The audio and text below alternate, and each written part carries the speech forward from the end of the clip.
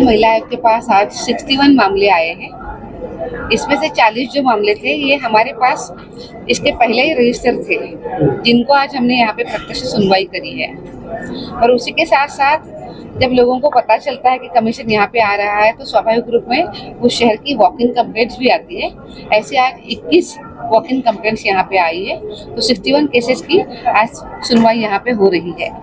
इसमें बड़ी संख्या में अगर हम देखते हैं तो बड़ा नंबर जो है वो फैमिली मैटर्स है, पति पत्नी के झगड़े या परिवार में जो झगड़े होते हैं, ऐसे मैटर्स बहुत ज़्यादा है।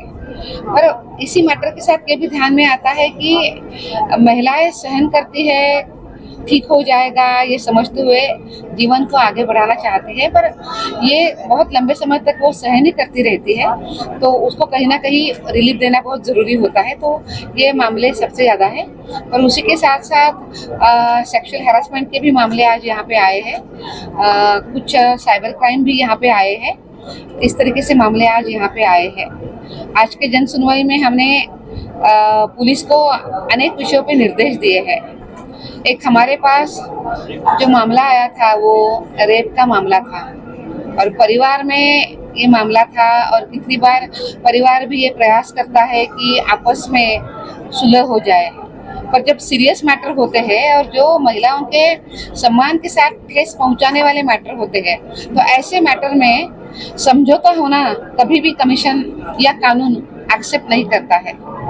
आज इस विषय में हमने पुलिस को इस विषय में तुरंत एफआईआर करने का आज हमने निर्देश दिया है, और मुझे विश्वास है कि कुछ घंटों में वो एफआईआर तुरंत हो जाएगा।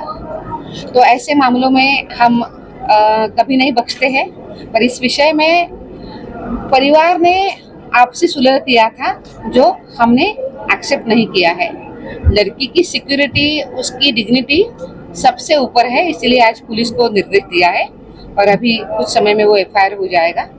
ऐसे ही साथ आज कुछ महिलाएं इस तरीके से प्रताड़ित होती है कि जब वो कुछ सुनवाई के लिए, कंप्लेंट्स करने के लिए वो आती है या घर से बाहर निकलती है, तो पति उनको बुरे तरीके से उनको पीटता है, मारता है और ये कहता है कि मेरा कोई कुछ बिगाड़ नहीं सकता है, और दिन ब दिन ऐसी ही चीज़ें चलती रहती है।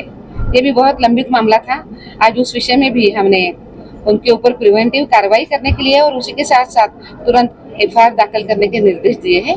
इस तरीके से अनेक केसेस आई है, उनको सॉल्व करने का प्रयास कर रहे हैं। मामले हो रहे हैं देश में जहां उत्पीड़न को लेकर, दहेज प्रथा को, दहेज को लेकर जो महिलाएं हैं उनकी हत्या कर दी जा रही है। कैसे देखते हैं, कैसा माहौल देखने को मिल रहा है?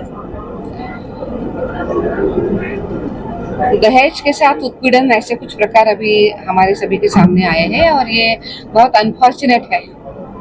हमारे देश में बहुत अच्छा कानून है जो दहेज को प्रतिबंध करता है, पर उसी के बावजूद भी अलग अलग तरीके से दहेज की डिमांड की जाती है और लड़कियों की जान चली जाती है। ऐसे कुछ प्रकरण सामने आए हैं। इन सब विषयों में कमीशन बहुत सीरियस है। इन सभी 2-3 जो प्रकरण अभी जो हुए हैं, इन प्रकरणों में हमने सुमोटो कॉग्निजेंस लिया है और वहाँ की पुलिस को हमने निर्देश दिए हैं कि तुरंत वो आरोपी पकड़े, उनके ऊपर कार्रवाई करें, फास्ट ट्रैक कोर्ट में ये सभी केसेस चले और एक पूरी ठीक तरीके से वो जांच भी करे।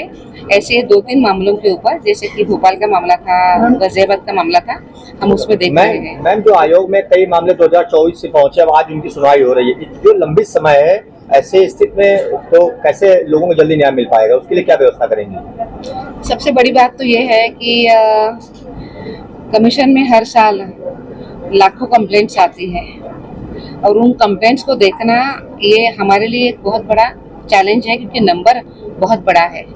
पर हमने उसके लिए अनेक प्रयास किए हैं। आपने आज तक कभी कमीशन जमीनी स्तर पे उतरा ये कभी देखा नहीं होगा। हमने ये देखा कि जब महिलाओं के मामले लंबित पड़ते हैं या उसमें पेपर्स आने में, बात करने में, पुलिस या व्यवस्थाओं के साथ बात करने में समय चला जाता है, तो हमने फिर ये तय किया कि हम ही जमीनी स्तर पे उतरेंगे, अलग अलग राज्यों में, अलग अलग गाँवों में जाएंगे और वहाँ की जन सुनवाई करेंगे।